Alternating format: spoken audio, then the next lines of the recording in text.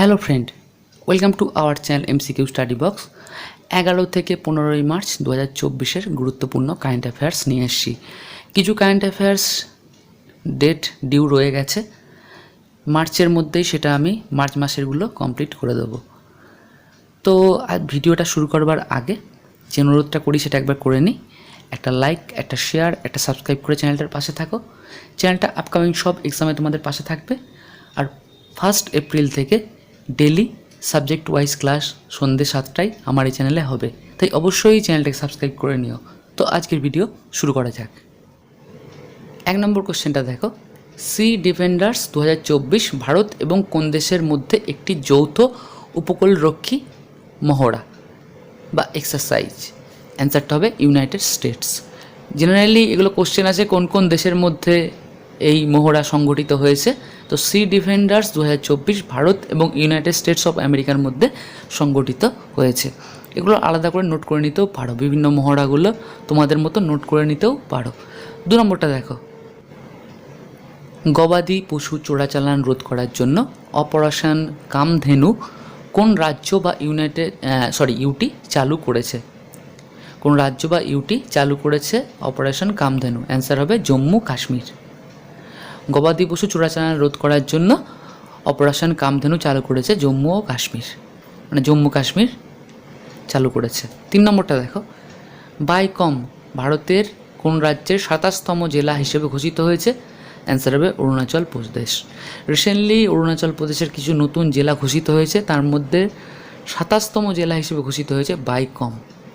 প্রচণ্ড গুরুত্বপূর্ণ কোশ্চেন, স্টেটসগুলো ভালো করে পড়তে হয়। কারেন্ট অ্যাফেয়ার্সের অনেক কোশ্চেন কিন্তু রাজ্যগুলো থেকে আসে। 4 নম্বর দেখো, কোন তারিখ নো স্মোকিং ডে পালিত হয়? অ্যান্সার হবে 13ই মার্চ। ডেটগুলো আলাদা করে তোমরা টুকে নিতেও পারো। তো 13ই মার্চ নো স্মোকিং ডে ঘোষিত হয়েছে বা পালিত হয়। এবার 5 নম্বর কোশ্চেনটা আমরা দেখব। নাম্বার 5-এ আমরা চলে এসেছি। ভিডিওটা যদি ভালো লাগে অবশ্যই ভিডিওটাকে লাইক করে দিও এবং বন্ধুদের মাঝে শেয়ার করে দিও। 5 নম্বর দেখো, কোন দেশ মিসেলস অ্যান্ড রুবেলা চ্যাম্পিয়ন পুরস্কার পেয়েছে? অ্যান্সার হবে ভারত। ভারত এই পুরস্কার পেয়েছে। 1 এপ্রিল থেকে কিন্তু প্রত্যেক দিন সন্ধ্যে 7টায় পিএসসি ক্লাসশিপ, মিসলেনিয়াস এবং ডাব্লিউবিসিএসকে টার্গেট করে সাবজেক্ট ওয়াইজ ক্লাস তোমরা পেয়ে যাবে। শুধুমাত্র এমসিকিউ কোশ্চেন করলে হয় না, সাবজেক্ট ওয়াইজ ক্লাসগুলো পড়তে হয়। তাই সাবজেক্ট ওয়াইজ ক্লাসগুলো ডেলি সন্ধ্যে 7টায় আমার চ্যানেলে পেয়ে যাবে, তাই অবশ্যই চ্যানেলটাকে সাবস্ক্রাইব করে নিও। 6 নম্বরটা দেখো, প্রতি বছর কোন দিনটিকে সিআইএসএফ রাইজিং ডে হিসেবে পালন করা হয়? অ্যান্সার হবে 10ই মার্চ। 10ই মার্চ প্রতি বছর সিআইএসএফ রাইজিং ডে হিসেবে পালন করা হয়। প্রচণ্ড গুরুত্বপূর্ণ কোশ্চেন এটা। 7 নম্বর কোশ্চেন আমরা দেখব। কিছু ডেট ডিউ পড়ে গেছে, আজকে যেমন 11 থেকে 15 মার্চ পড়াচ্ছি। মার্চের মধ্যে মার্চেরগুলো কিন্তু আমি কমপ্লিট করে দেবো। 7 নম্বরটা দেখো, কোন দল 77তম সন্তোষ ট্রফি চ্যাম্পিয়ন হয়েছে? অ্যান্সার হবে সার্ভিসেস। সার্ভিসেস দল 77তম সন্তোষ ট্রফি চ্যাম্পিয়ন হয়েছে। সন্তোষ ট্রফি হচ্ছে ফুটবলের একটা টুর্নামেন্ট, তোমরা সকলেই জানো। এবার 8 নম্বর কোশ্চেনটা আমরা দেখে নেব। কোন দেশ নর্থ আটলান্টিক ট্রিটি অর্গানাইজেশনের 32তম সদস্য হয়েছে? অ্যান্সার হবে সুইডেন। এখন যেটা গুরুত্বপূর্ণ, নর্থ আটলান্টিক ট্রিটি অর্গানাইজেশনের শর্ট ফর্মটা কী? সেটার নাম হচ্ছে ন্যাটো। ন্যাটোর নাম তোমরা প্রত্যেকেই জানো। এবার 9 নম্বর কোশ্চেনটা আমরা দেখে নেব। নাম্বার 9-এ আমরা চলে আসি। ভিডিওটাকে অবশ্যই লাইক করে দিও। সম্প্রতি প্রিজকার আর্কিটেকচার পুরস্কার 2024-এর বিজয়ী হিসেবে কাকে ঘোষণা করা হয়েছে? অ্যান্সার হবে রিকেন ইমামোতো। রিকেন ইমামোতো প্রিজকার আর্কিটেকচার পুরস্কার 2024 পেয়েছেন।